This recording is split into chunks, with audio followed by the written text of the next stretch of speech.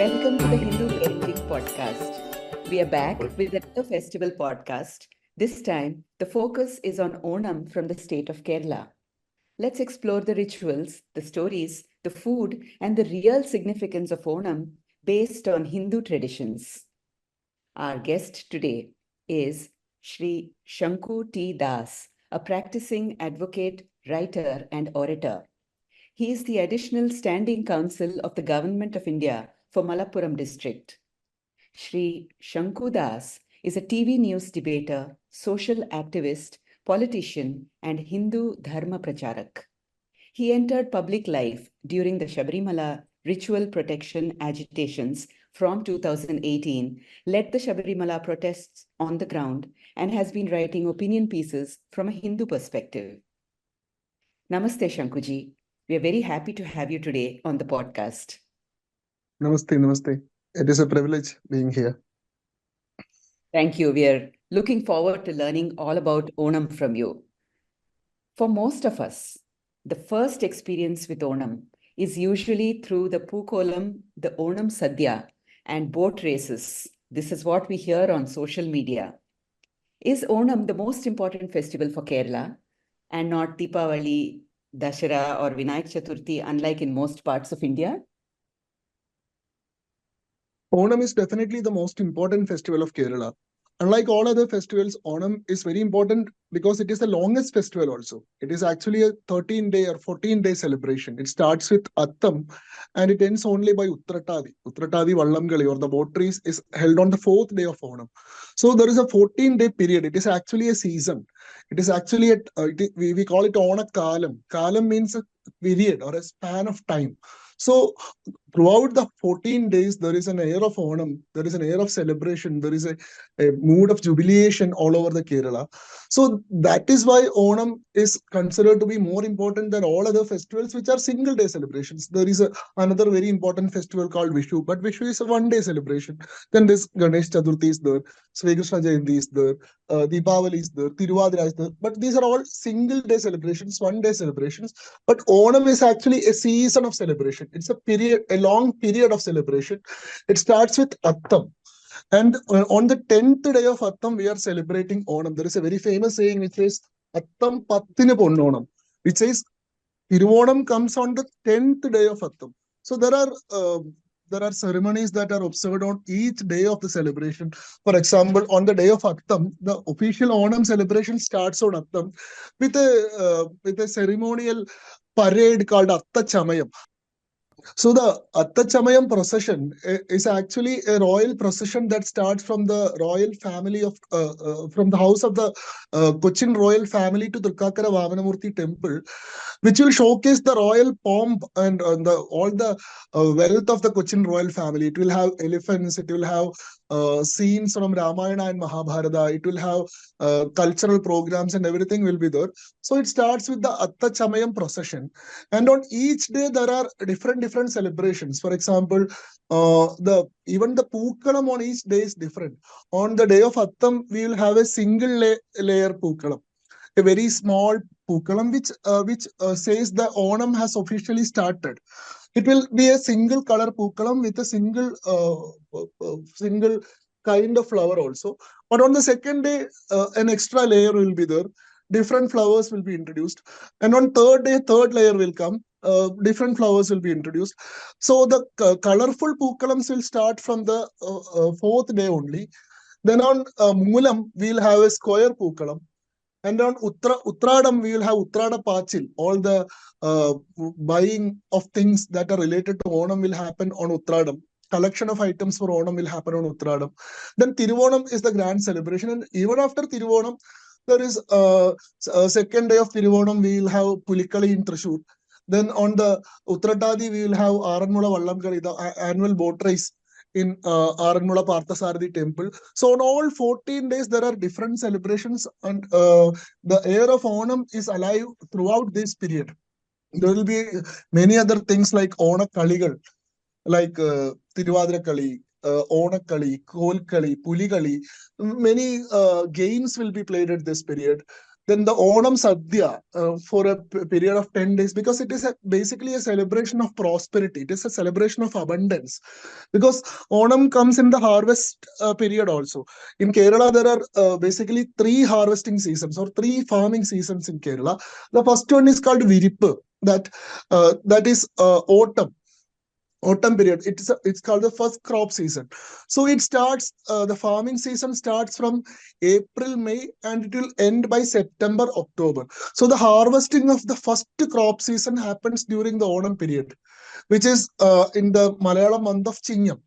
So there is a period of abundance, because the just a month before that is Karkadakam. Karkadakam is considered to be a period of great deprivation. There is poverty throughout the state, because it will be raining heavily. People will not be able to go to work.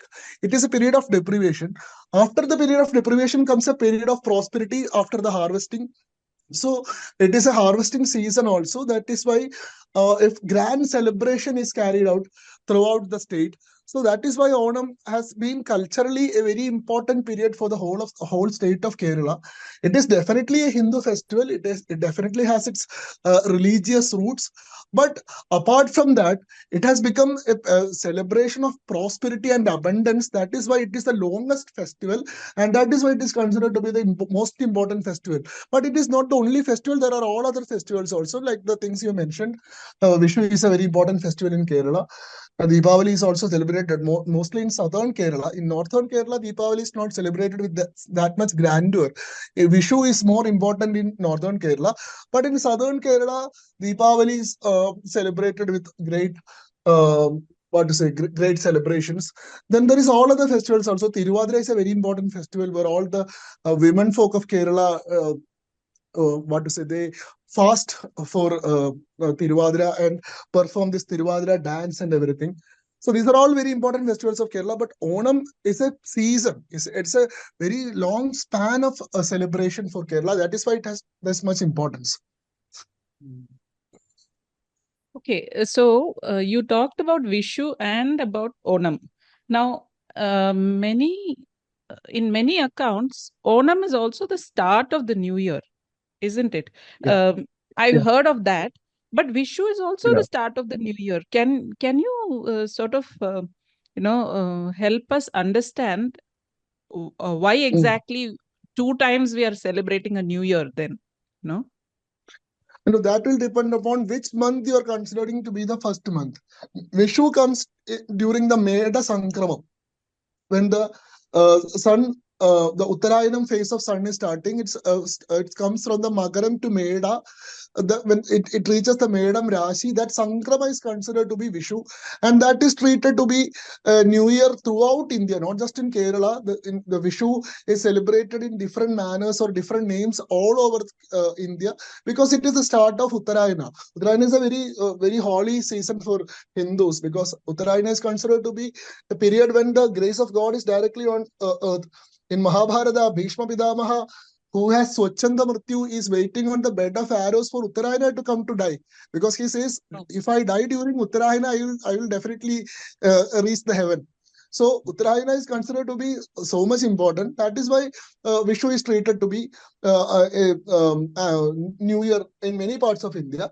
But in Kerala, according to the Kerala Malayalam calendar was introduced in 820 AD. In Malayalam calendar, the first season, first month is Chinya, which is Simha.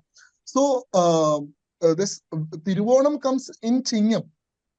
Tiruvonam is celebrated in Chinyam. That is why it is considered to be New Year also. That will depend upon which calendar or which type of calendar you are following. As per the Malayalam calendar, if you are going by Kolla Varsham, then Tiruvonam is the New Year period of Kerala. But if you are going by the Indian Shakavarsha calendar or Vikram Samvat, then Vishu will be treated the New Year. Okay, so Vishu would be like Makara Sankranti, the Yes. Pongal, the Sankranti season. Yes, it is Bihu. It is Bihu in Assam. It is Pongal in Tamil Nadu. It is many other states, many other names are there. Baisakhi. All are same. It is Okay. In Punjab, it is Baisakhi. in Right. Punjab, it is Baisakhi. So you talked about the mm, harvest season. Now, is is there another story apart from the harvest season that is the foundation for Onam? As I already mentioned, Onam has its roots in Hindu religious beliefs. It is based on Hindu Puranas and Hindu Itihasas. So, Tiruvonam is basically Vamana Jayanti or the birthday of Vamana Murti. Vamana Murti is the fifth avatar of Mahavishnu. So, the very idea behind Onam is that both Vamana Murti and Mahabali are returning to Bhuloka on that day. If you are aware of the story of Mahabali that is mentioned in the 8th skanda of Mahabhagavata Purana. In Mahabhagavata Purana, it says Mahabali was a very benevolent king. He was an Asura king who ruled all over the world, not just Kerala. In Kerala, we have a story that Mahabali was an erstwhile ruler of Kerala, but the state of Kerala didn't exist during the period of Mahabali because, as we all know, the legend behind Kerala's creation is associated with Parashurama. Kerala is even called Bhargava Kshetra because it was created by Parashurama. Parashurama comes next. Parashurama is the sixth avatar. So during Vamana avatar, there was no Kerala. Mahabali ruled all over the world. He even conquered the Swarloka and forced the Devas to go out of Swarloka. So the story is that Mahabali became so powerful that he conquered all the three worlds, including Padala, Bhuloka, and Swarloka, and he forced the Devas to flee out of Swarloka. Mahabali was the son of Virojana, who is the son of Prahlada. So, to save Prahlada from Hiranya Kashipu, Mahavishnu took the avatar of Narasimhamurti. So, after that, Mahavishnu gave a blessing to Prahlada that 7 generations of Prahlada will be protected by him. So, this Mahabali comes in the lineage of Prahlada. The son of Prahlada is Virojana. Virojana's son is this Mahabali. Mahabali was a very powerful ruler. So he started conquering all the worlds. Then he started doing a yaga called Vishwajit, which will make him equivalent to Vishnu, so that nobody will be able to challenge him or make him make him lose the control over Swarga. So Devas, we all know, are the sons of Didi. All of them are from the Gotra of Kashyapa. Kashyapa children from Diti are called Suras or Devas, and Kashyapa's children from Kashyapa's children from Aditi are called Aditi, Devas or yeah. Suras. Yeah. And Kashyapa's children from Diti are called Asuras. So this Mahabali also and also this Vamanamurti also, they are coming from the same lineage. They are coming from the same Gotra. They are all Kashyapa Gotra. So the Aditi, after Devas lost the Swarloka to Mahabali, she prayed to Mahavishnu. She observed a vrata called Payovrata. So Mahavishnu gave her a boon that he will incarnate as her son to reclaim the Swarloka from Mahabali and give it back to her children. So after the Payovratam, Mahavishnu was born as Vamana Murti in Aditi's womb, and he went to the place where this yaga was conducted. Mahabali understood that this is Vishnu, so he was a very pious Vishnu devotee. Also, he was the grandson of Prahlada. He considered it a blessing to receive Vishnu to his Yagabhumi. So he told him that you can ask me anything you want, I am able to give you. So Mahavishnu asked for, or Vamanamurti asked for 3 feet of land. So Mahabali said, you can ask any much land, I can give you everything I have. But he said, I only need 3 feet of land. So he gave that. So with the first feet, he actually measured all the world.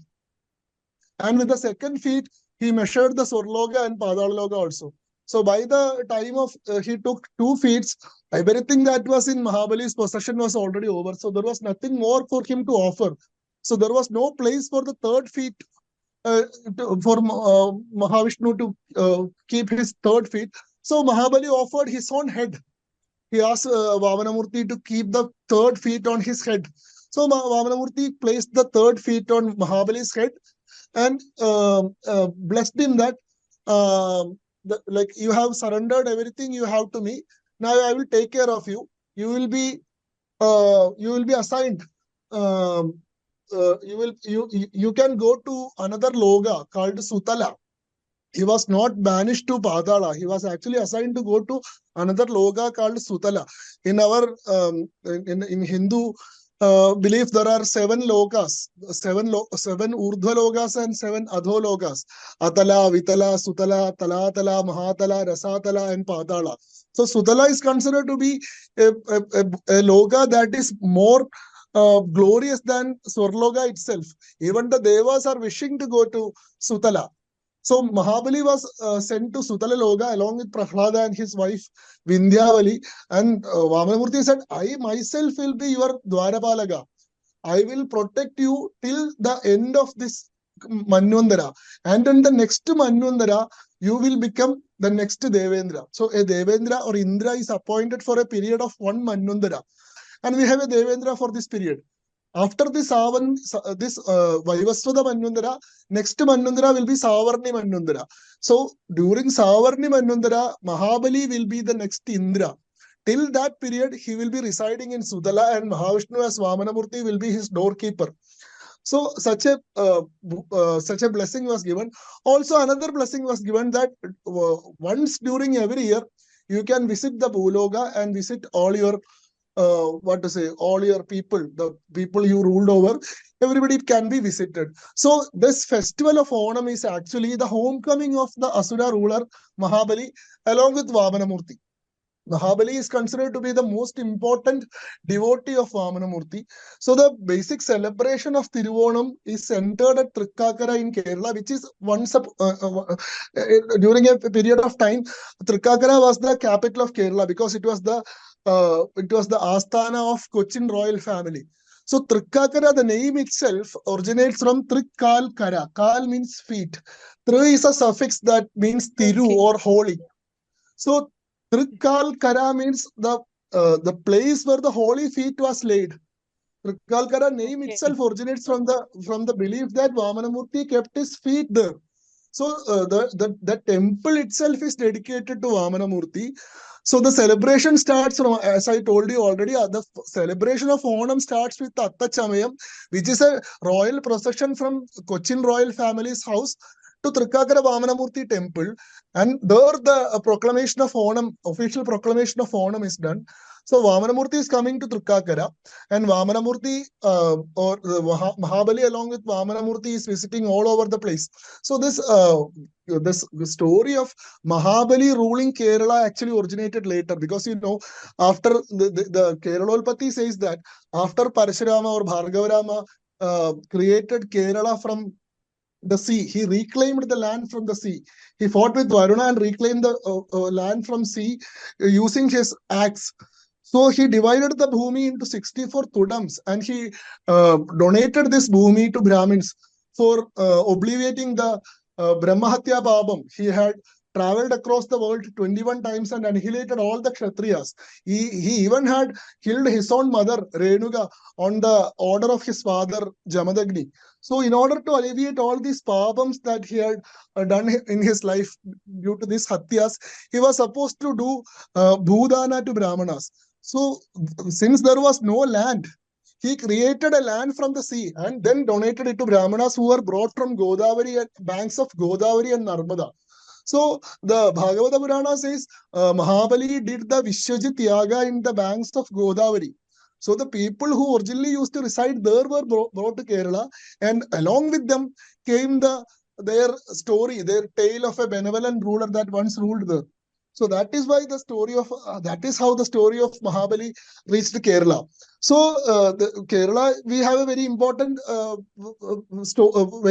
belief system related to Mahabali. Even though Mahabali, the homecoming of Mahabali, is celebrated all over India in a different period. We have Bali Pratibada. All over India, we have Bali Pratibada, which comes in the first day of Deepavali, no? Deepavali. Yeah. First day of Shukla Paksha Kartika.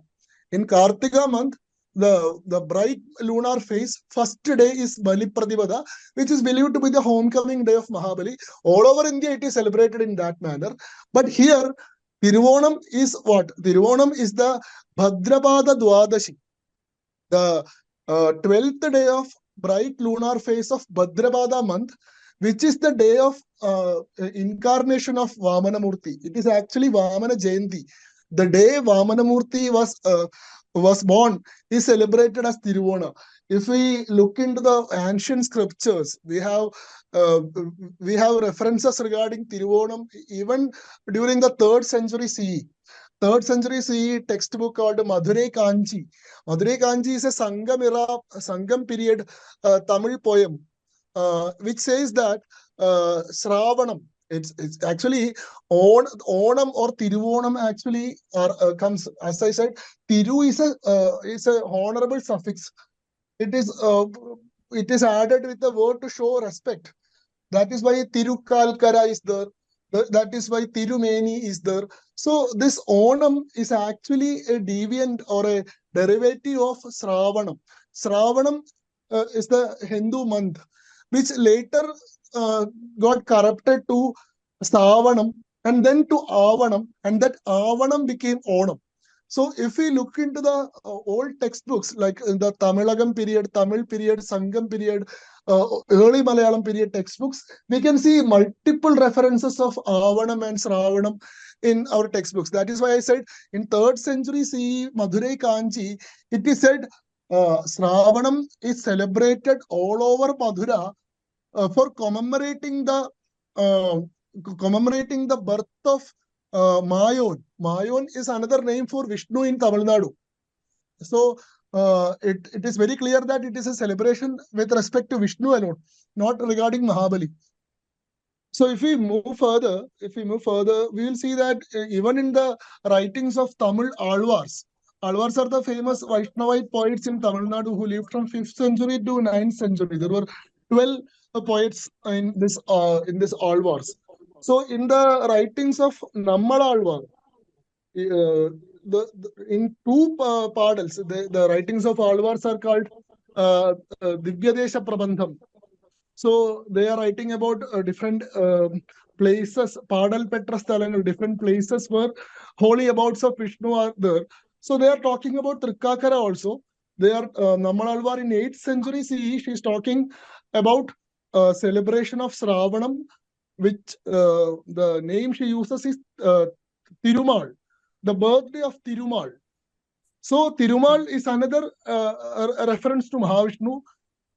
Then in 9th century CE, there is another Alvar writing about Sravanam, about the birthday of Vishnu, how the grand celebrations are carried out all over the Tamilagam.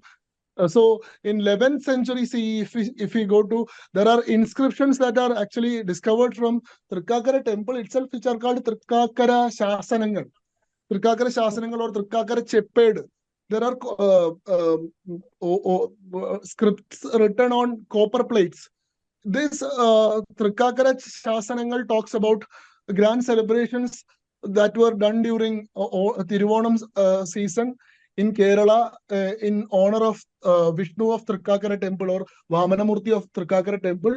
Then in 13th century copper plates that are recovered from Tiruvalla.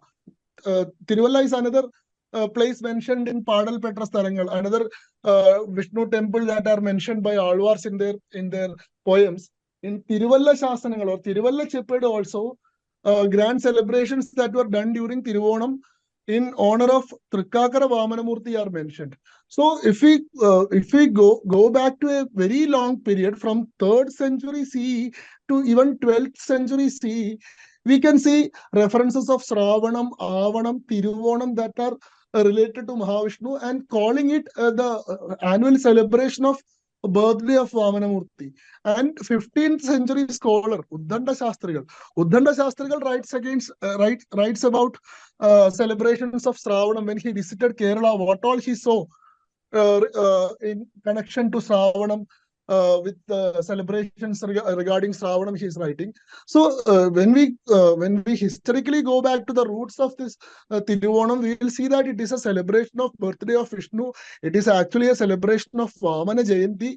The central figure of the celebration is Mahavishnu, the fifth avatar of Mahavishnu, Vamanamurti. But later, Vamanamurti was somehow removed from the picture. He was given a different shade or a different color. He was given a shade of a, what to say, a cheater or a betrayer who deceived Mahabali in some way. And there is another story, if you know, right now the current narrative that is running in Kerala uh, distorts the story in such a manner that it says Vamanamurti trampled Mahabali to Padala. He set a foot over Mahabali and forced him to go to Padala. Even in Bhagavata, there is no mention of a Mahabali going to Padala. It is actually Sutala, another loga that is even comparable to Swarloga, even where the gods wishes to go. So right now we have a story where a Brahman agent called Vamanamurti came to grab the land from the Asura ruler. Asura is now equated to Dalit. So from land grabber, Brahman agent who wanted to grab the land of a Dalit Asura ruler, and he's given a very negative connotation or very negative shade in these stories. But when we go back to the historical roots of this Tiruvonam, we'll see that it is actually the celebration of Vamana Jayanti only. Later, somehow some interested parties somehow were successful in changing the narrative and moving out Vamanamurti from the whole picture, making Mahabali the central figure of the legend, and then they converted it into a harvest festival. It removed all the traces of Hindu Puranas and Hindu beliefs from it and made it a secular festival that is celebrated by all the people in the same manner, which has no Hindu special claim over that.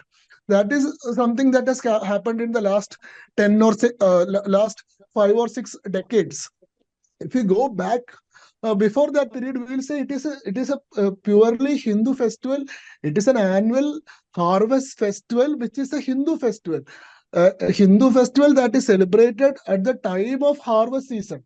The period being a harvest season doesn't take away the Hindu nature of that celebration, because every celebration harvest period only, because people need wealth, people need prosperity, people need abundance to celebrate something.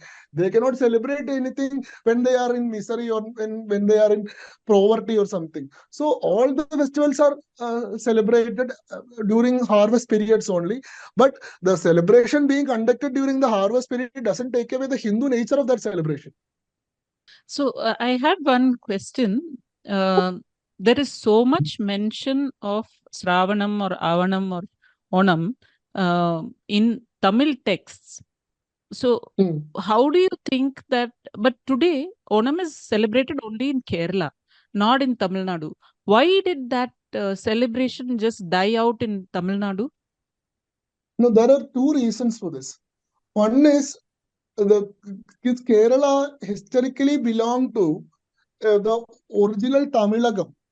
Kerala was not distinct from Tamil Nadu until the 8th century CE. The whole place was collectively called Tamilagam, which Kerala was also a part of. Then the separation of Kerala and starting of the distinct or independent language, culture, lifestyle of Kerala started from the 9th century period. We see the first traces of this Malayalam language from 11th century only. The oldest Malayalam literature we have got is Raman Pattu, is 11th century literature. Then it was in 15th century that Tunjathu Ramanujan Eduthajan created the current Malayalam, that the new Malayalam language with the 51 letters, that was actually originated by the 15th century only. So during the first century to this 8th century period, if we look, we were a part of the Tamilagam only. We used to speak a common language, which is called Chendamil or Karindamil, something like that. From this Chendamil and this Karindamil, language started separating itself, and it gradually became an independent language. But this celebration was conducted all over the Tamilagam. especially in the Madurai Kanchi region, it was a very grand celebration. But two things happened in Tamil Nadu after this 5th century or this 8th or 9th century. One was this domination of Shaiva sect over the Vaishnavas. That is a very interesting thing that happened in Tamil Nadu. So we see that apart from the works of Alvarmar, this Alvar, 12 Alvars, there were another parallel movement called Nayanars, 63 Shaiva poets. So this Vaishnava literature got secluded or got confined to a very restricted community alone. The Vaishnavites of Tamil Nadu or the Brahmins of Tamil Nadu, they became the custodians of this knowledge and this literature. All over the state, there was a domination or a powerful authority of Shaivism over Vaishnavism. Then during the Chera Chola period, after the Chola period, during the Pandya period, there was another wave of Kaumara Matam, Kumara religion, where only Subramanya, only Murika was worshipped. No other deity worship was allowed. Even the place I belong to in Palakkad district, my ancestral home, there is a temple, Vannur Varahamurti temple, where during the attack of Pandyas, the idol of Varahamurti was removed, and another idol of Muriga was established there. And only after the rule of Pandyas was over, the original deity of Varahamurti was reinstalled in that temple. So there was such a period in Tamil Nadu also where no other religions apart from Muriga or Kaumara were allowed. So that was one phase. This fractionalism within this dharma, this Shaiva Vaishnava conflict, Kaumara other conflict, was one reason why Vaishnava celebrations like Shravanam. Shravanam is basically a Vaishnava celebration. It is a commemorance or a remembrance of Vamanavadara of Mahavishnu that got sidelined in Tamil Nadu during that period. Again, during this 20th century, in the leadership of E.V. Ramasamy Naikar and other people, there was a Dravidian movement which was basically an anti-Brahmin movement. So all the Vaishnava traditions were labeled as Brahmanical traditions, and these traditions were completely there was a concentrated effort to wipe out such traditions from Tamil Nadu. E.V. Ramasamy Naikar publicly asked for a genocide of 3% Brahmins of Tamil Nadu. He said, all the Brahmins should leave Tamil Nadu, or we will start a genocide of 3% Brahmins of Tamil Nadu. So that was the extent of hate this Dravidian movement was having towards Brahmins. So all their celebrations were wiped out from the mainstream.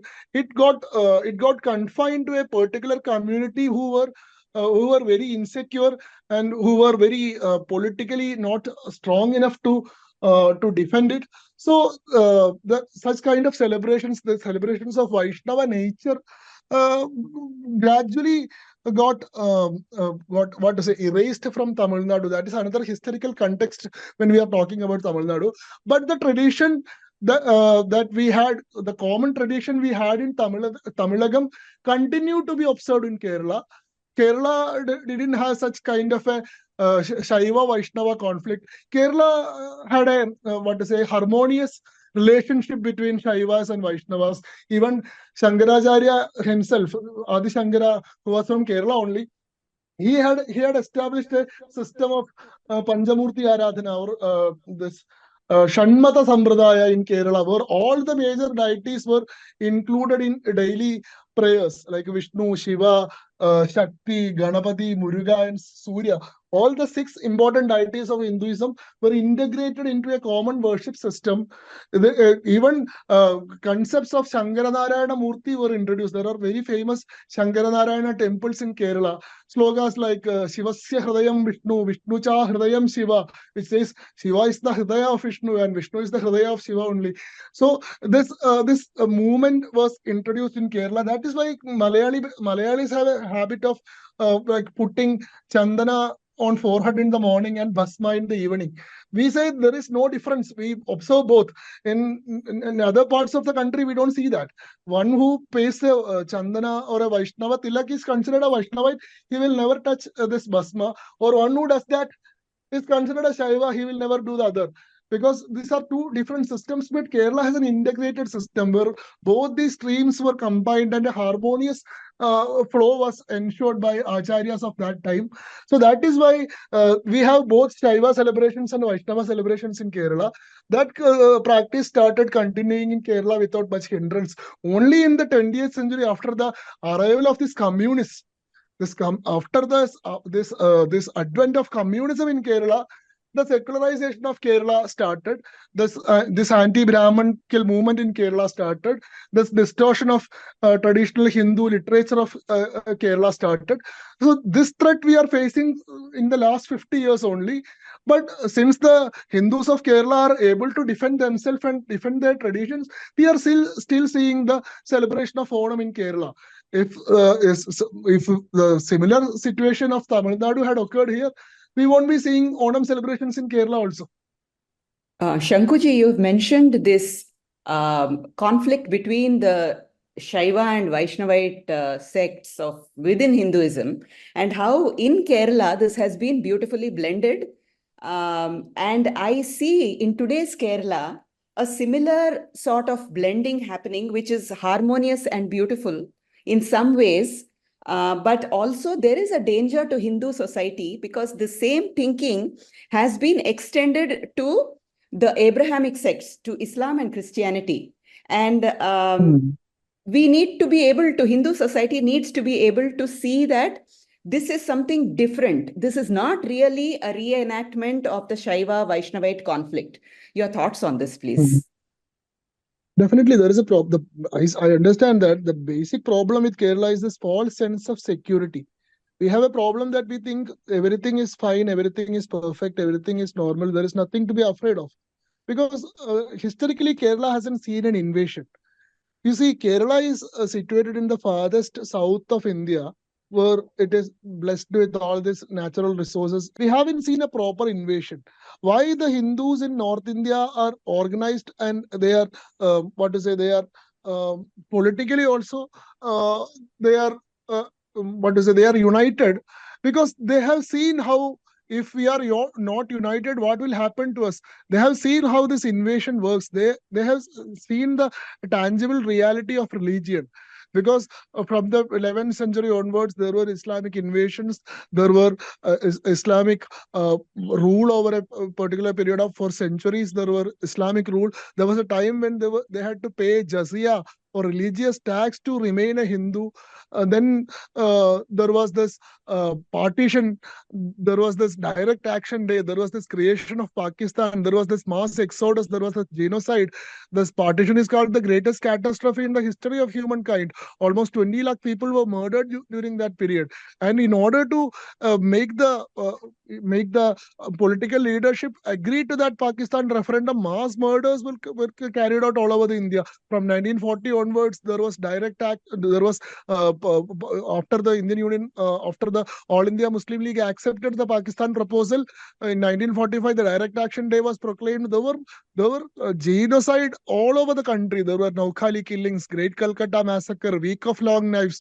We see the trains from India were carrying Muslims to Pakistan, but trains from Pakistan were carrying loads of dead bodies to India. They were bringing back carcasses. They were bringing back severed head. There were pools of blood all over the railway stations. So the people of North India has seen that. That is why they have a feeling that we have to be unified. You have to be united. You have to be organized. Otherwise, this thing will attack us. This thing will devastate us. There is a feeling of reality there. But the problem with Kerala is that Kerala has not seen an invasion. Kerala has not even seen a proper war, because that is why Kerala doesn't have that much respect for the army people. In North India, we see they have great respect or huge admiration for the army, because they know what the army is doing. They have seen wars. They have seen dead bodies coming from the borders to their villages. we have a very small representation of Malayalis in armed forces. We have very small number of martyrs, and that too is spread across the state. So we don't have this idea. We only see the war as something like an India-Pakistan cricket match in TV only. That is a very far phenomenon. We have a feeling that that is not going to affect us in any way. Our normal day, our normal routine will carry on irrespective of this. So this is not something we should be bothered about. That false sense of security is actually making them live in a particular manner where the due respect is not given to where it should be.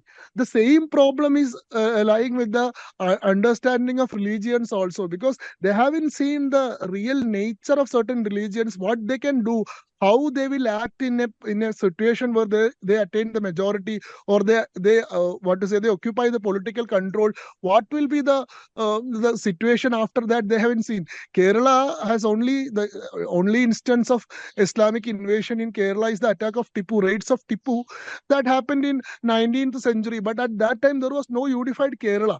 The Tipu's attacks majorly happened in Malabar, while Malabar was part of state of Madras.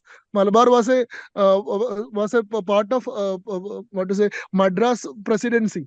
Kerala was divided into three regions. There was Kingdom of Travancore, there was Kingdom of Cochin, and then there was Malabar, which is part of Madras presidency. In 1948 only the Travancore Cochin Union came into existence, and only in 1956 the Kerala, state of Kerala with the Malabar was formed. So the agony of Malabar was not treated as the agony of Malayalis altogether, or a attack on Kerala or attack on Malayalis. That feeling was not shared by the other parts of Kerala in Kingdom of Cochin or in Kingdom of Travancore. There were different states, there were different countries at that time. So for them also, this thing happened in a very far country, in another country that is not affecting us.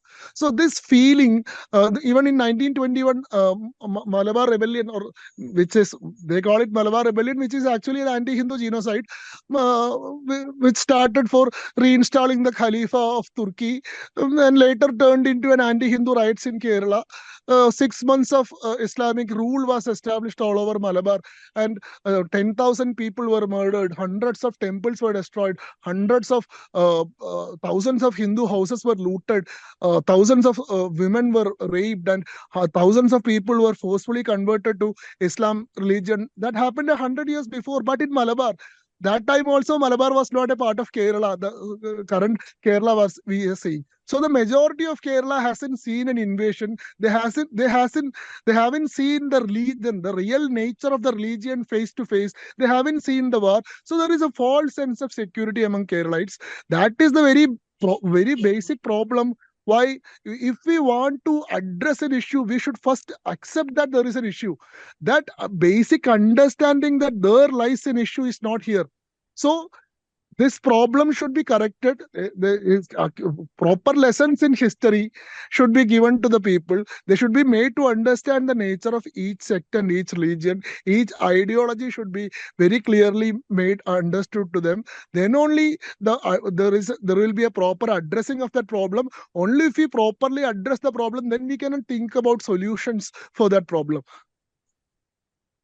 My question, to be specific, was when we start thinking of the Abrahamic religions as another mata within the Hindu fold, because we have thought about different matas within the Hindu fold, like the Shaivite, Kumara worship, all these things. So, but the nature of this specific threat is very different.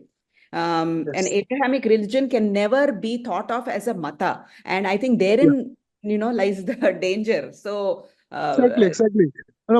Basically the term mata means an opinion. Mata translates to a mere opinion. But for religion, that is not the proper translation. But since we don't have a concept of religion in our country, we only have a concept of dharma, or we have a concept of sampradaya, or we have a concept of mata, that I will have an opinion, you can keep your opinion, and your opinion doesn't bother me in any way, and I am entitled to keep my opinion. That is what we are having.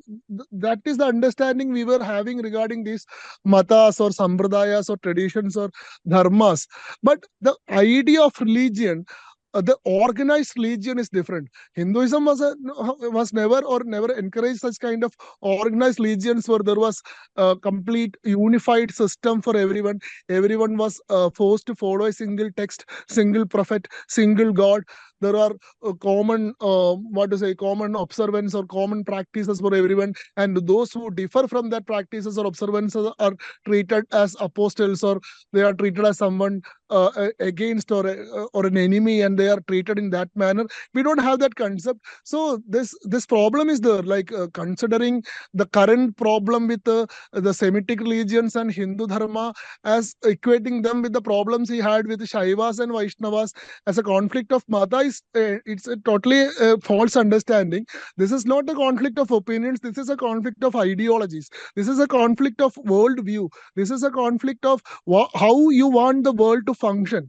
So the Semitic religions have a particular worldview. They want a complete complete domination all over the world, where there will be a unified system of practice and belief, and everyone who desists from such practices will be treated an enemy, and he will be taken care of, or he will be like murdered.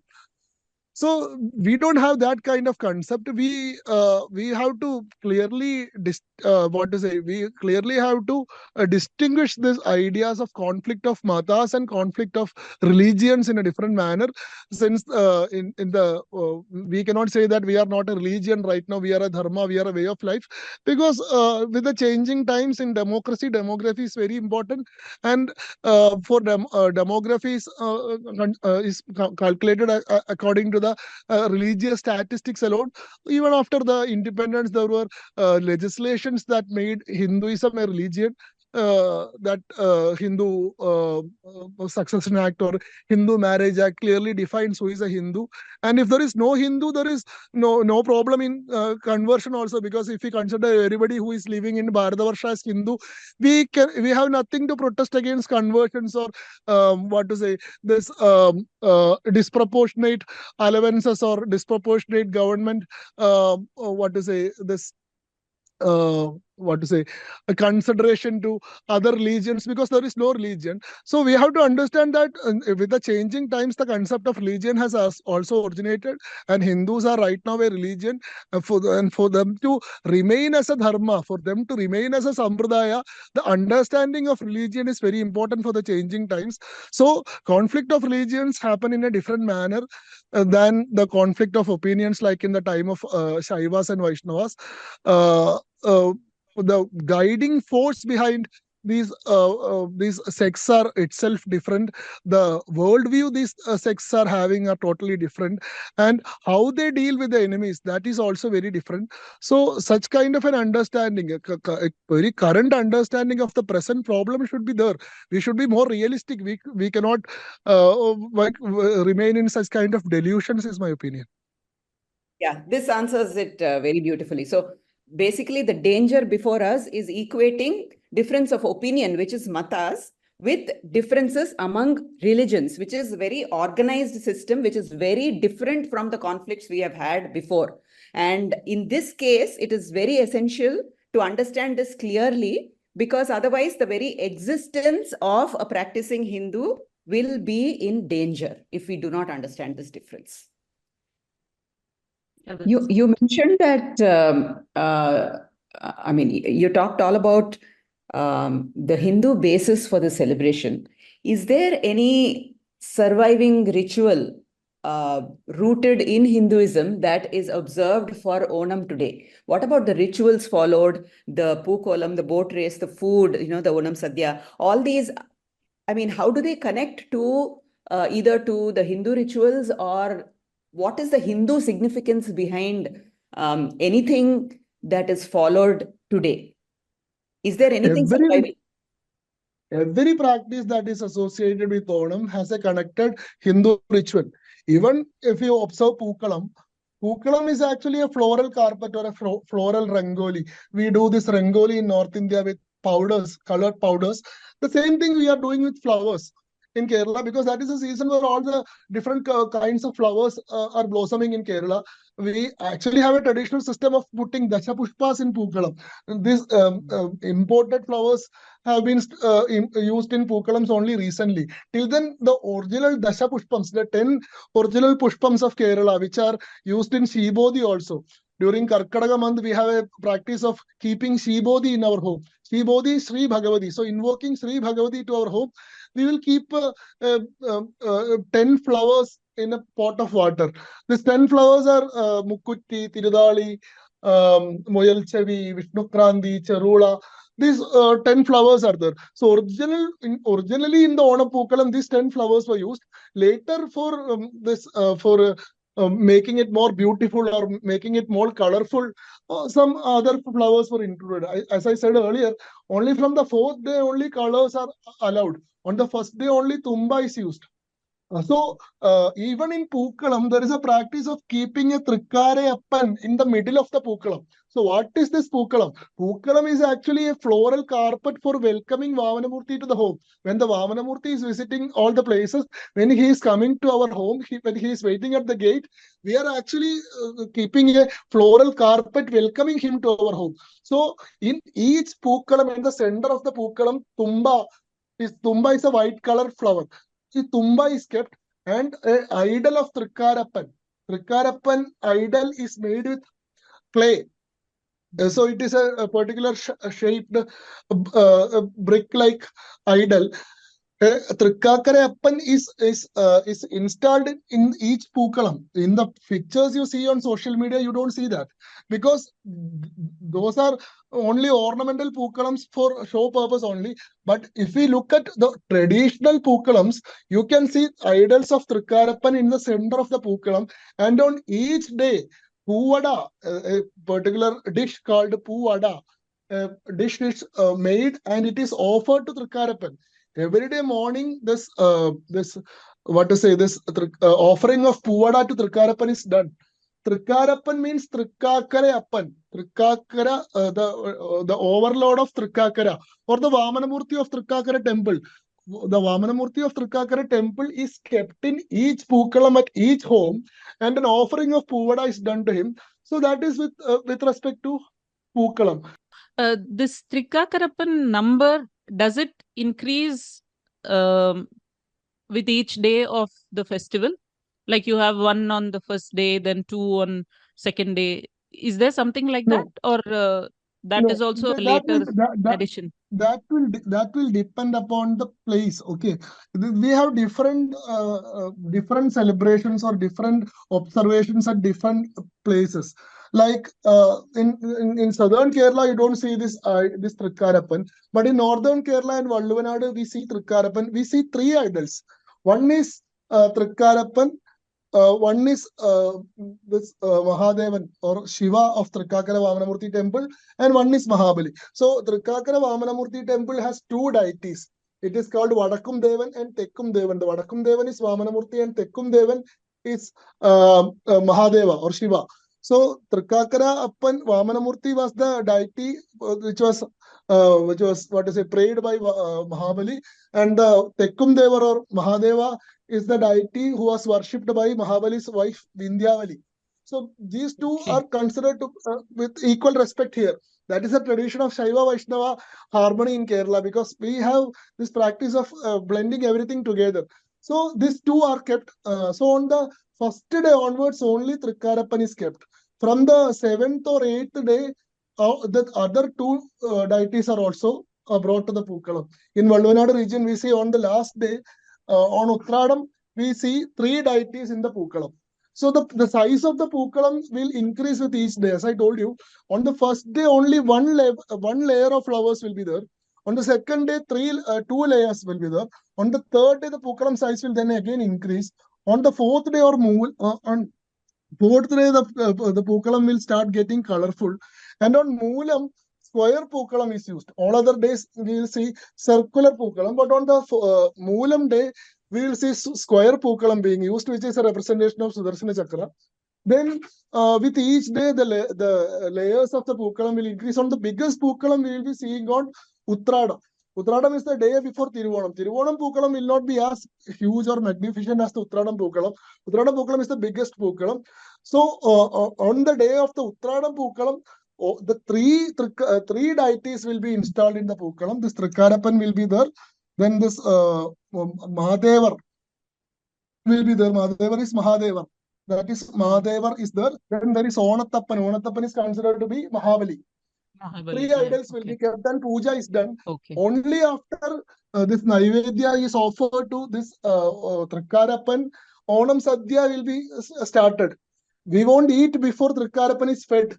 So there is a very important religious observance with respect to the Pookalam also. Even with the boat race, the annual boat race is Aranmula Uttratadi Vallamgali. The boat race is actually conducted in Aranmula Parthasarathi temple. The boats that are competing in the boat race are called Palliyodams of Parthasarathi. All the boats are belonging to this Parthasarathi of Aranmula temple. It is for him this spectacular show is conducted. For his entertainment, this thing is conducted. So it is actually a temple tradition. It is actually a temple observance. It is not like the other Nehru Trophy Vallamgali. The nature of the boats used are itself different. Because those things in other Vallamgali, they are called Chundan Vallam. But the boats used in Uttratadi Vallamgali, they are called Palliyodam.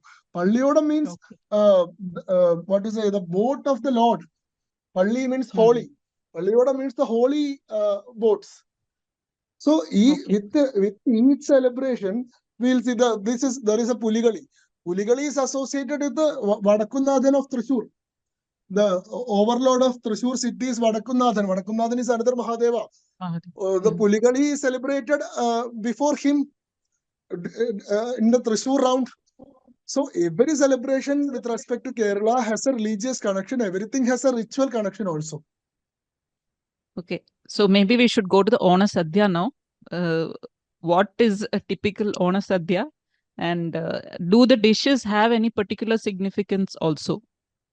No, traditional Onam Sadya, as we already discussed, Onam is a period of prosperity. The harvest season is there.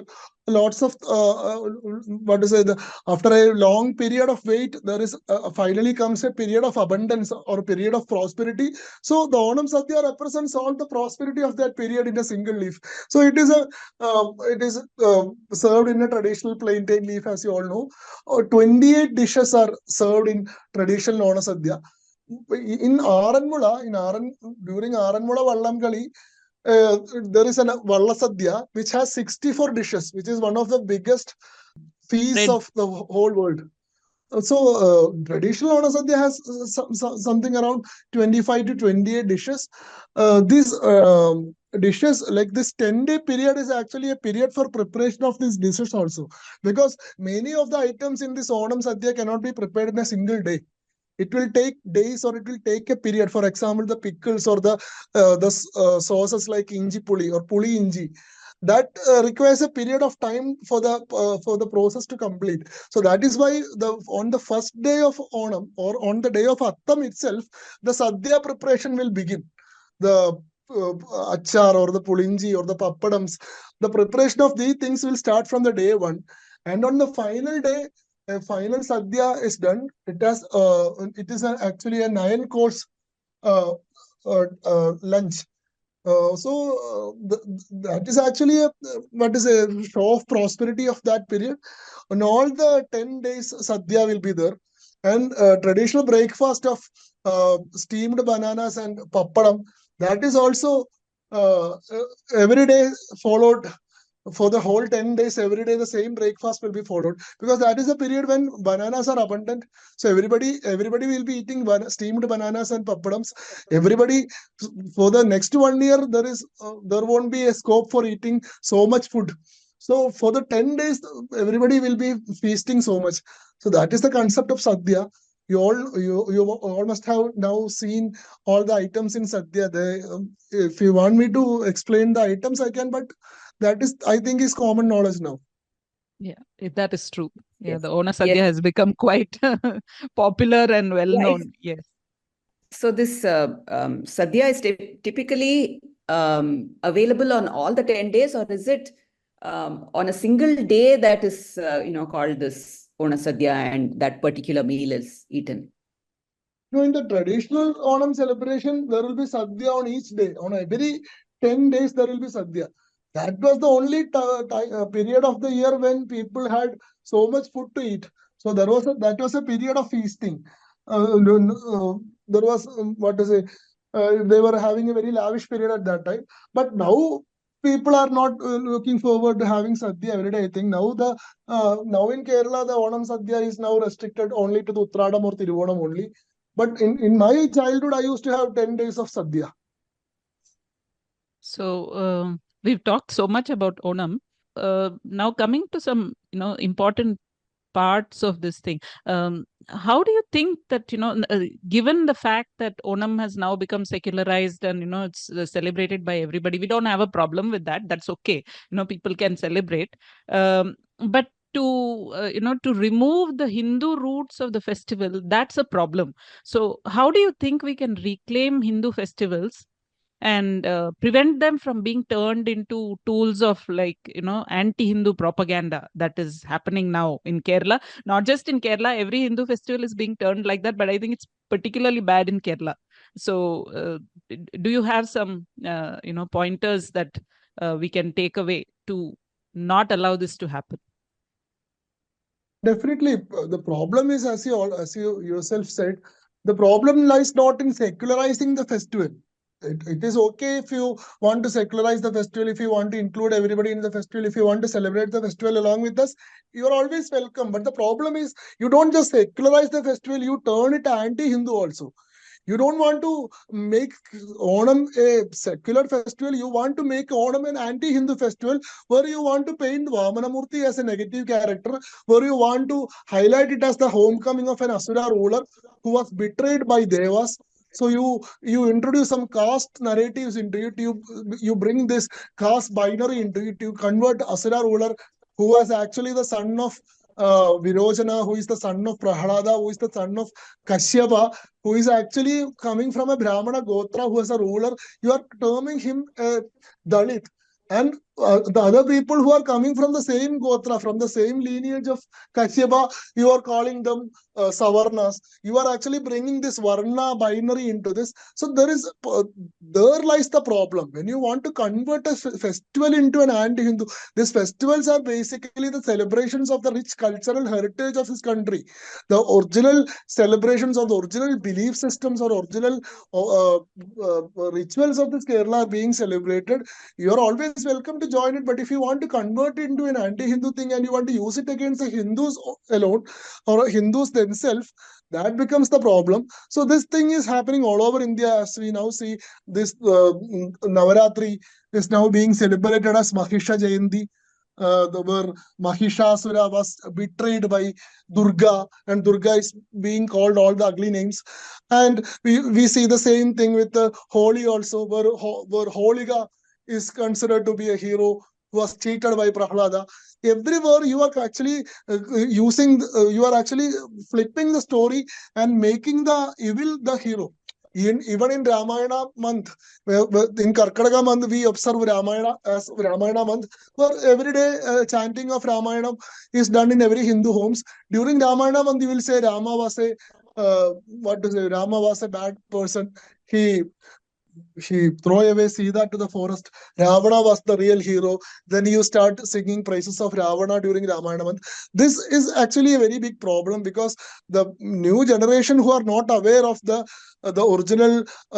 original epics or original Puranas are being confused by this narrative, and the festivals that are actually intended at strengthening the community are actually used to weaken or destabilize the community. So a very strong protest should be created against such such such movements.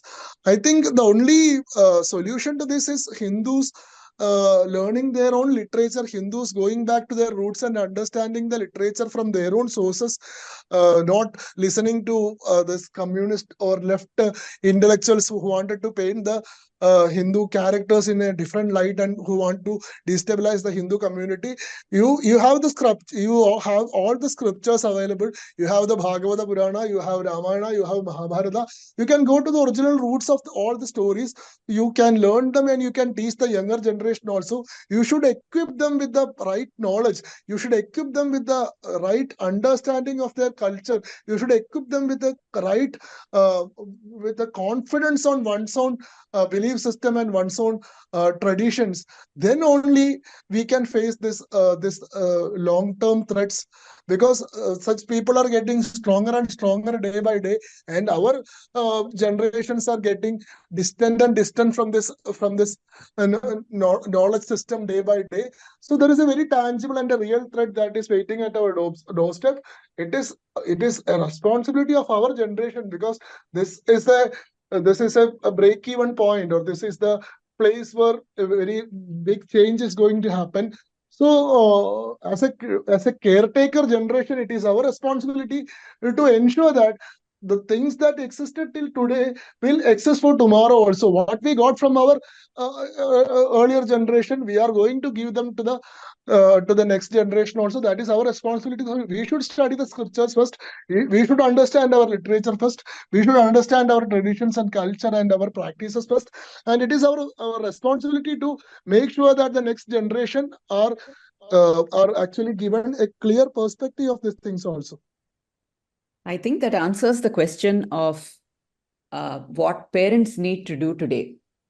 Is there anything else, any other message specifically for parents on raising children, say, about festivals especially, or in general, anything that occurs to you, you can...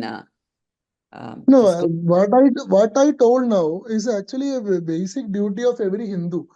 So I think Swami Chidanandpuri, when he was answering one question on what makes a Hindu, what makes him different from all other religions, I found a very interesting answer from him. He said that there are 5 vritas that make a Hindu a Hindu.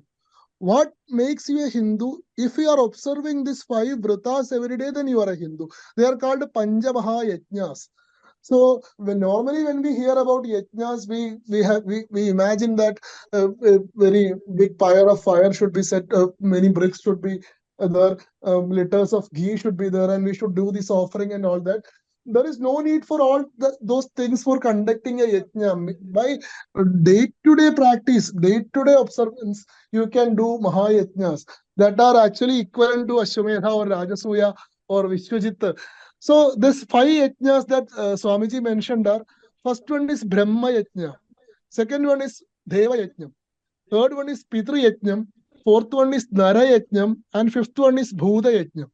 The first one, Brahma Yajnam, is nothing but reading at least 2 suktas or 2 slokas from our scripture, any scripture, maybe it Ramayana or Mahabharata or Bhagavata or Bhagavad Gita or Yoga Vasishta or Manusmriti or Yajnavalkya Smriti, any scripture, any Hindu Shastra Grantha, at least 2 slokas to study. You understand the meaning, and if you tell that to another person, if you help a person learn that, that is a yajna. If you make somebody learn 2 slokas from a scripture, that is treated as a yajna, and that is called Brahma Yajna, where we are actually fulfilling our promise to this long parampara of knowledge, this transmission of Brahmajnana we are conducting. We are actually doing our part in that noble cause. So that is treated a yajna, and that is called Brahma Yajna. Second one is Deva Yajna. If you remember your gods every day, if you go to a nearby temple or your local temple or the local deity you visit every day, your family deity, you are doing an offering every day, or at least in your home, if you are lighting a lamp and you are praying in your mind, if you are remembering your devatas every day, it is a yajna, it is called Deva Yajna. And if you are remembering your ancestors, your forefathers, your father, your grandfather, the people who passed away, the members of your family, your extended family, if you are remembering your pitra or pitas or Pitrikal or ancestors every day, it is a yajna and it is called Pitri Yajna. And fourth one is Nara Yajna.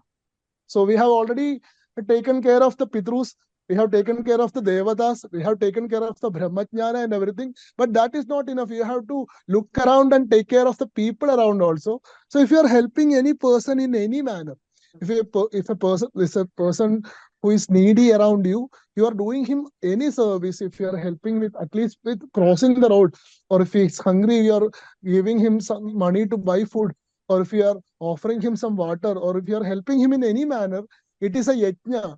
Helping a person nearby is a yajna, and that is called Nara Yajna. And with the people also, our commitment is not ending, because the commitment or the duties of a Hindu to the nature is not with respect to humans alone, it is with respect to birds and animals also. So if you are helping an animal or a bird in any manner, if you are keeping a pot of water for birds in the hot season, or if you are feeding banana to a cow, or if you are feeding a stray dog in any manner, or if you are giving milk to a cat, it is a yajna. It is called Bhuda Yajna. So these 5 things are a defining feature of a Hindu: his commitment to his knowledge system, his commitment to his devatas, his commitment to his forefathers or ancestors, his commitment to the people who are living around him, his commitment to the plants and animals or the living organisms that are present around him, his duty to the world. It is the feeling of this duty that defines a Hindu. We are not here to celebrate or enjoy, or we are not here for fighting for the rights. We are here to fulfill some duties. Dharma is actually duty. So these are the 5 things that makes a Hindu.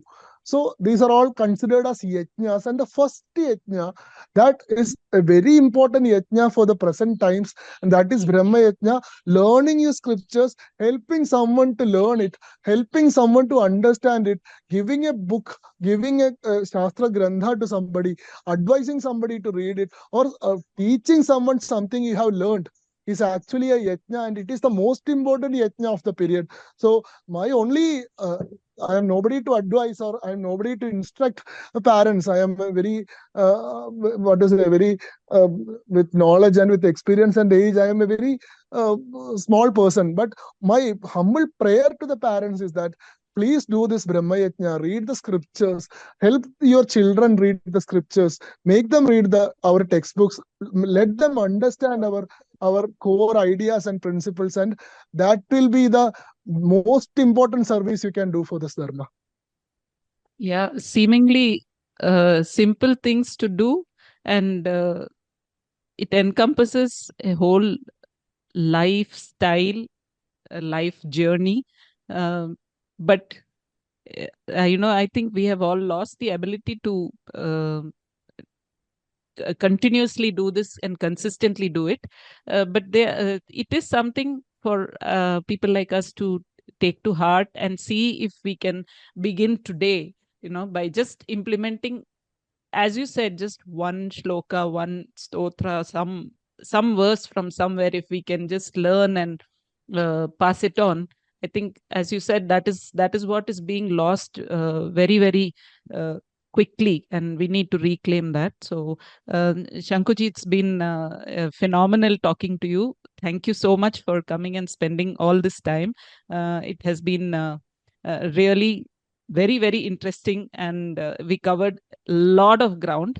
We hope that our listeners will go back with a better understanding of the festival of Onam, and not just that, but taking in more life lessons for to continue being a good Hindu, which means a good citizen of the world.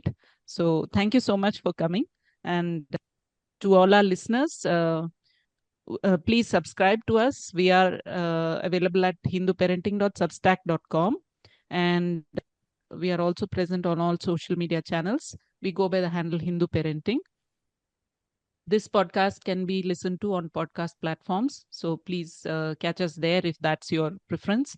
We are available on YouTube also. And until the next time, with a new guest to speak about a new subject, namaste. And to all the Malayalis, happy Onam. Thank you.